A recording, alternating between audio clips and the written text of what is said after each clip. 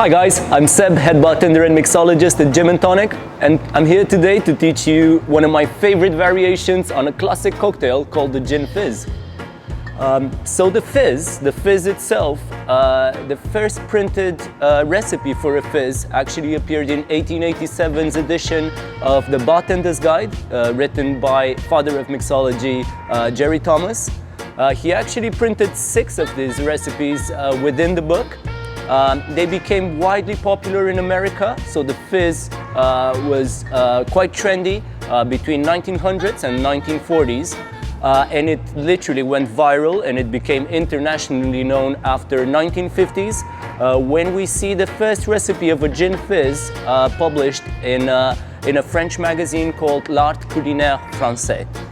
Excuse my French.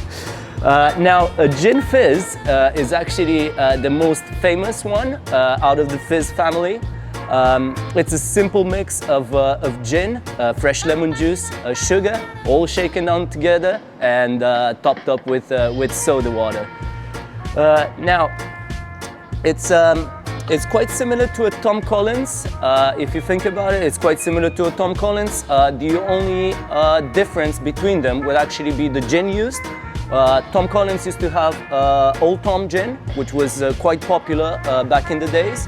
But then the London Dry appeared and it basically took over the market. So I'm going to start off by pre-chilling my highball glass, and we're going to leave that on the side. Now the variation that I want to teach you today is going to use fresh raspberries, so it's quite a fruity one. We're going to go ahead and add to the shaker 3-4 fresh raspberries. Next, we're gonna go ahead and muddle a bit.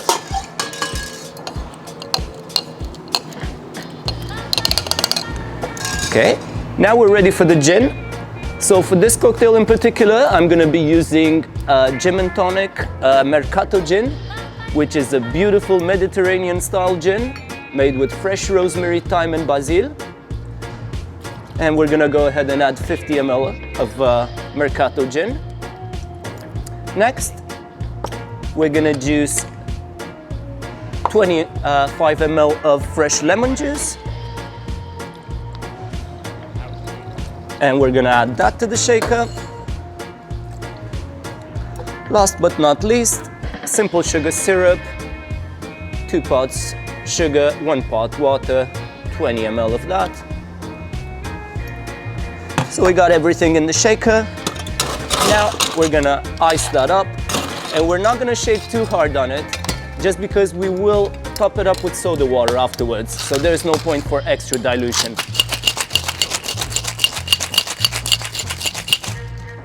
That'll do. So next, we're going to go ahead and double strain everything into our highball glass.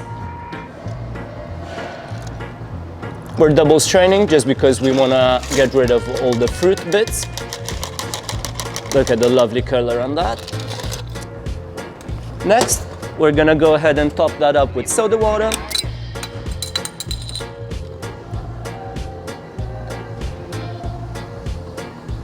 And we're just gonna blend all the flavors together with a gentle stir.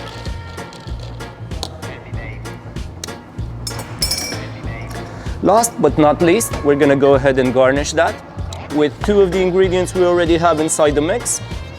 So I'm gonna go for a lemon wedge, but I'm also gonna go for fresh raspberries.